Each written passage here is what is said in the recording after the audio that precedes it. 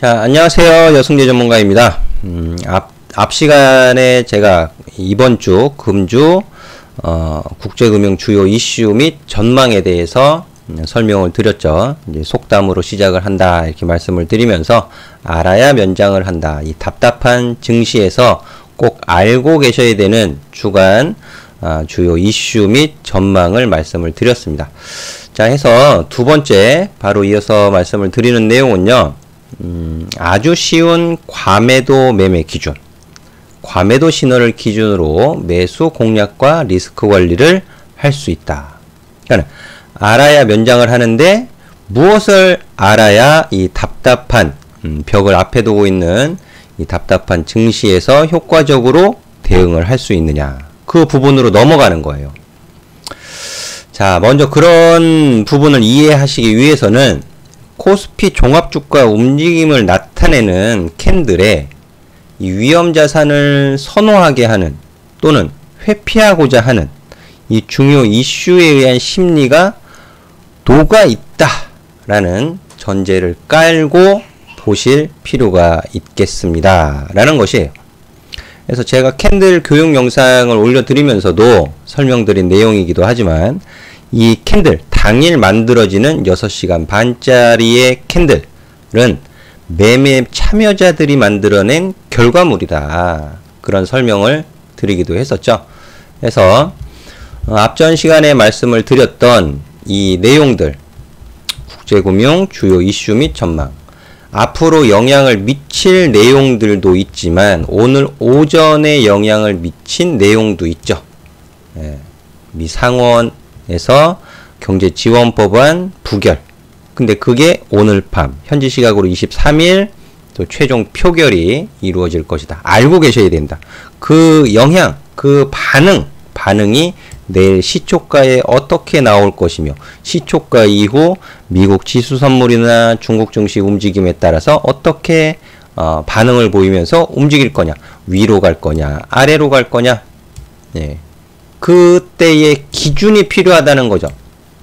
사실 오늘 코스피 종합주가지수가 장중 한때 마이너스 6.88% 거의 7%대 하락을 하면서 지난주 금요일에 또 매수를 하셨던 분들 중에 손절을 하셨던 분들도 있을 수 있잖아요.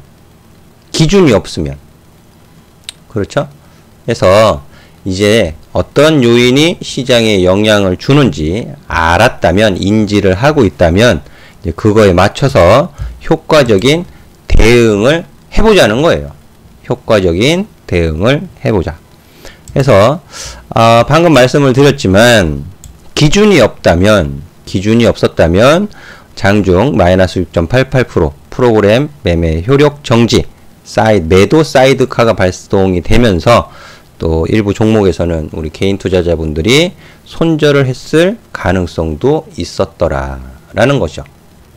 근데 제가 분봉 차트를 보면서 말씀을 드리면 코스피 종합주가지수 오전에 그 영향을 주었었던 요인에 의해서 9시 15분 최저 포인트 1458.41포인트 기록을 한 이후에 10시 15분경이에요. 이 저점 9시 15분 저점이 지켜지는지 확인을 하고 말씀을 드린 거예요. 3월 19일 음봉에 과매도 신호가 발생된 음봉의 종가는 지켜지는지 확인, 또 9시 15분 코스닥 지수는 9시 20분 만들었던 장중 최저 포인트를 지키는지 확인이 필요하다. 그게 가장 중요한 내용이었습니다. 시장에는 오전에 10시까지는 시장을 내리누르는 위험자산을 회피하고자 하는 심리가 굉장히 컸다라는 거죠. 하지만 그렇다 하더라도 3월 19일 과매도 신호가 발생이 되었던 음봉의 종가를 지키면 괜찮다. 그리고 더불어서 시초가를 회복하는지 보자. 왜? 물론 낸시 펠로 하원 의장이죠. 하원은 민주당. 민주당에서 그 2조 원 규모의 경제 지원 법안에 대한 반대, 이런 부분들, 아직 뭐 초당적 합의는 이루어지지 않았다, 이런 언급도 있었지만, 또 문호신 재무장관이나 트럼프 대통령은 초당적 합의에 근접해 있다, 할 수 있다, 예, 이런 부분들. 근데 기대 심리인 거예요. 기대 심리로 인해서 시초가를 회복시킨 거죠. 하지만 여기서 뭐 급반등이 나오는 건 아니잖아. 왜? 결과를 아직 모르니까. 여기서 급반등해서 이렇게 올라갈 수는 없는 거예요.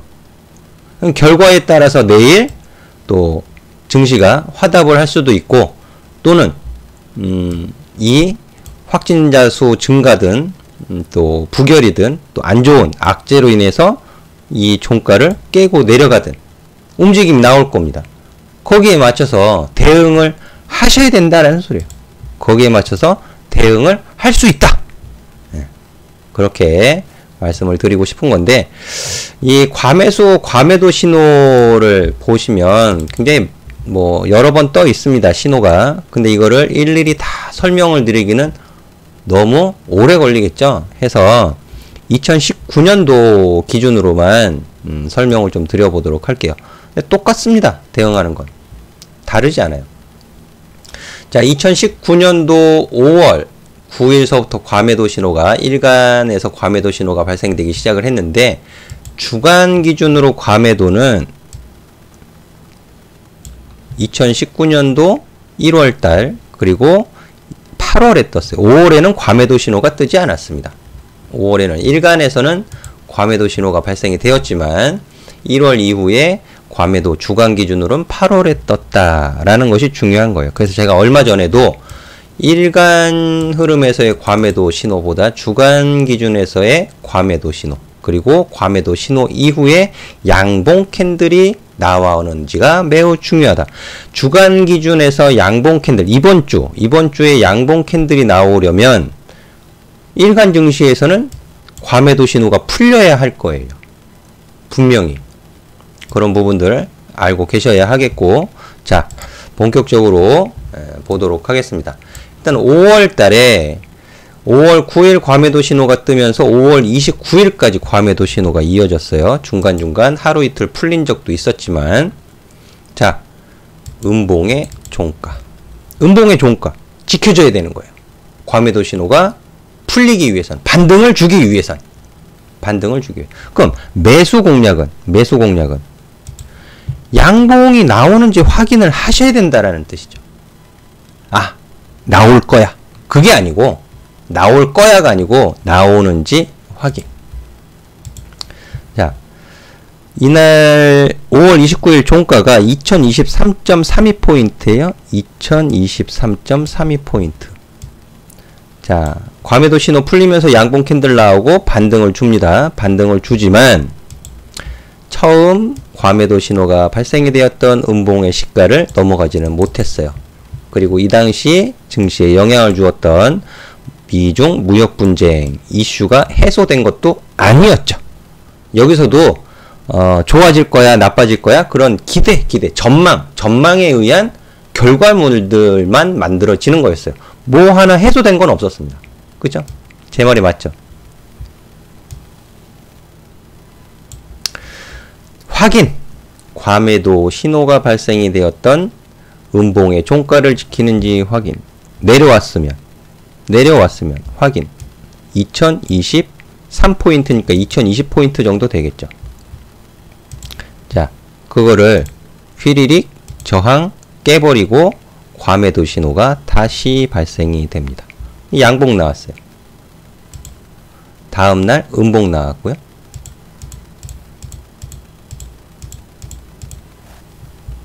어때요? 양봉 이후의 기술적 반등, 짧은 대응이 필요했다라는 거죠. 그리고 2020포인트, 2023포인트에서는 어떻게? 확인이 필요했다. 확인 없이 매수를 하면, 요날 7월 30일 날 매수를 했다 하더라도, 7월 30일 매수를 했다 하더라도 이 포인트 영역을 이탈시키면 짧게 대응을 했어야 돼요. 버티면 안 되는 거죠. 버티면 손실이 커진다. 손실 커지는 거예요. 그쵸? 자, 그런 기준들이 만들어지게 되고, 다시 한번 과매도 신호가 발생이 되고, 이게 8월이죠, 8월.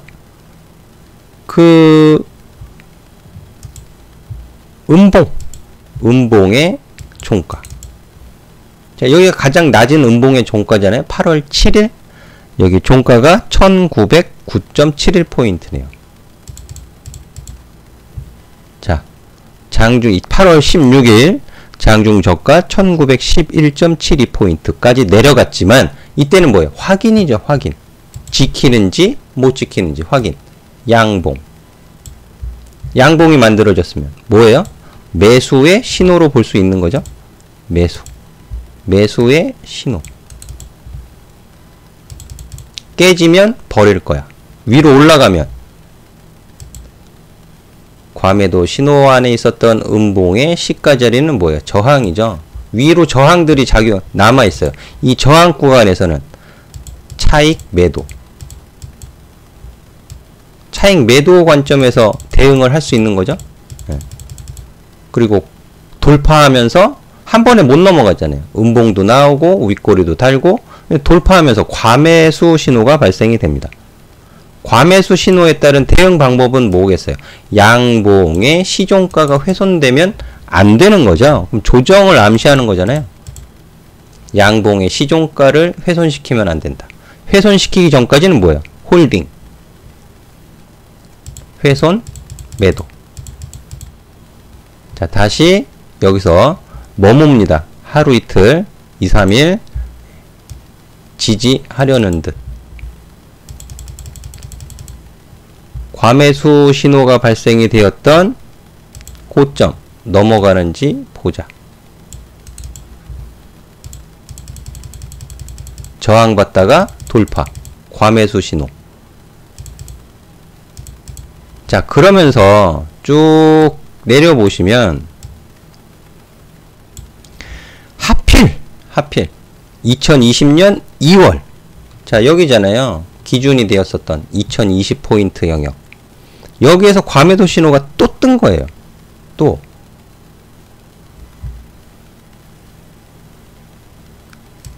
자, 음봉의 종가.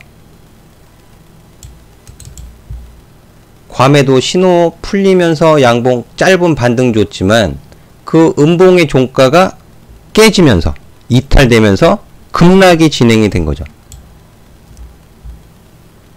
3월 5일, 4일, 5일에 제가 유동성의 힘에 의해서 추가적인 상승을 할지는 모르겠지만 매도의 기준을 갖고 대응하셔야 됩니다. 라고 설명드렸던 그 매도의 기준이 여기인 거예요.